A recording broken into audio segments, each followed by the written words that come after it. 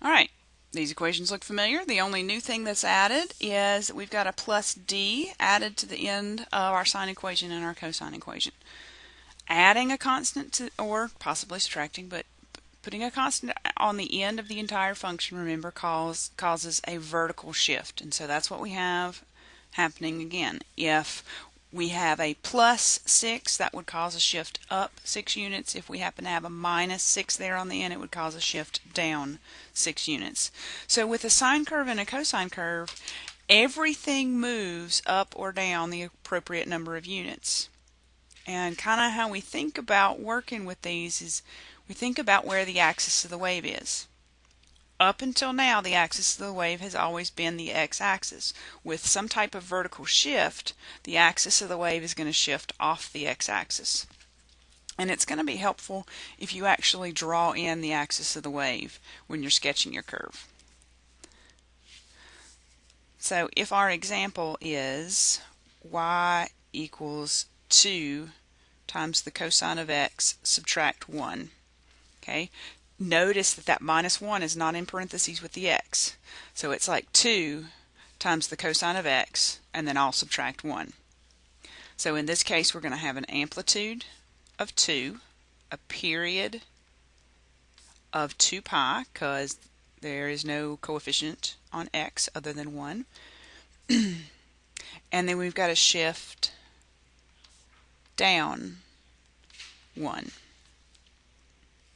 So when I go to sketch this curve,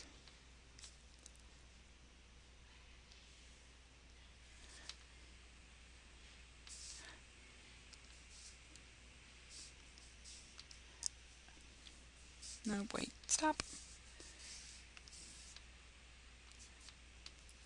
Let's see.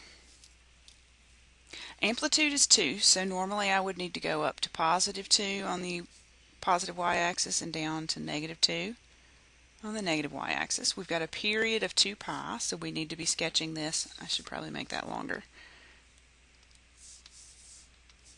We need to go from 0 to 2 pi, and there's no phase shift this time, so we're just going to be interested in these points.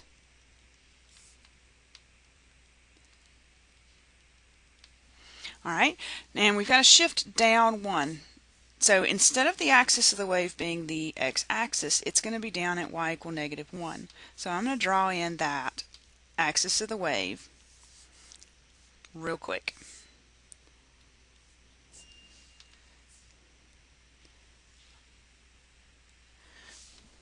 So thinking about what the amplitude is 2. That's how far above the axis of the wave our maximum points are and below the axis of the wave our minimum points are.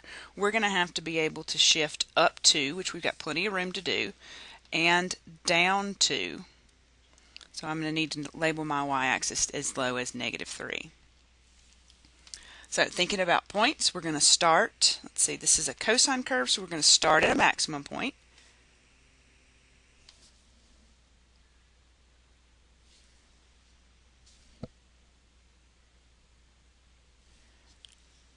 We would end at a maximum point, and I don't quite have enough room there, but exactly halfway between those maxes will be at our minimum point, which would be down at negative 3. We're going to be crossing the axis of the wave at pi over 2 and at 3 pi over 2, not crossing the x-axis at those points, but crossing the axis of the wave. So our cosine curve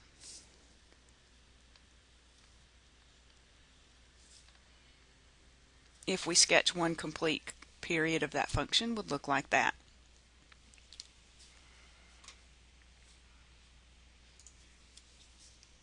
Okay, another example.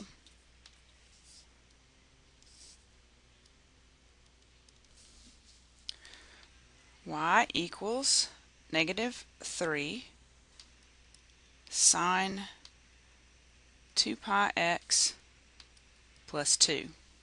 Okay, again, this is the sine of 2 pi x and then plus 2.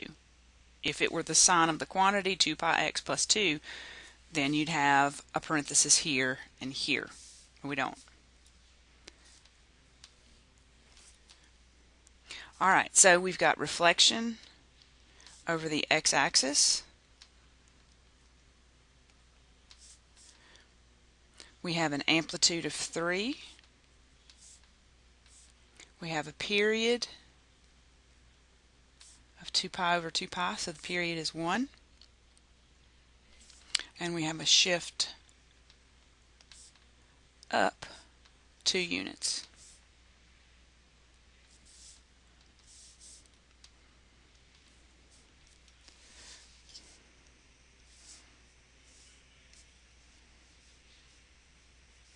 Okay.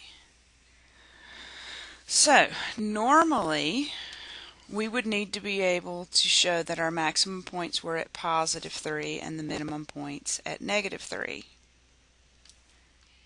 But because we have a shift up 2 units, our maximum points are going to be at 5 and our minimum points are going to be down at negative 1.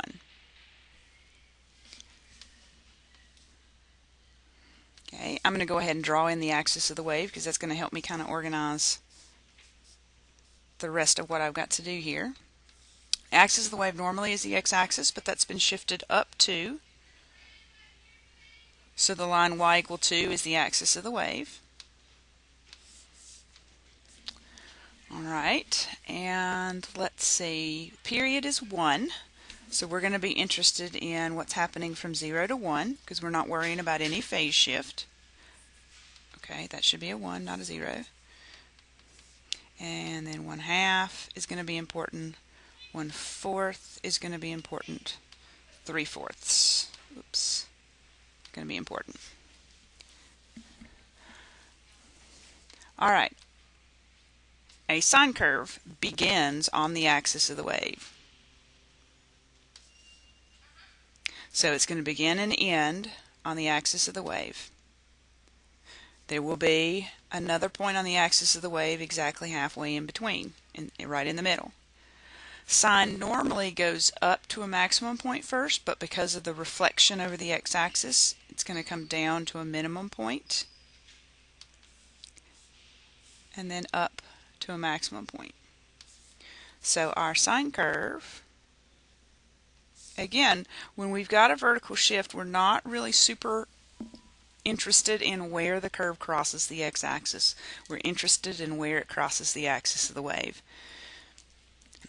Now you can always check your graphs on your calculator. Just be sure that you manually set up the viewing window to be exactly the window that you used when you sketched.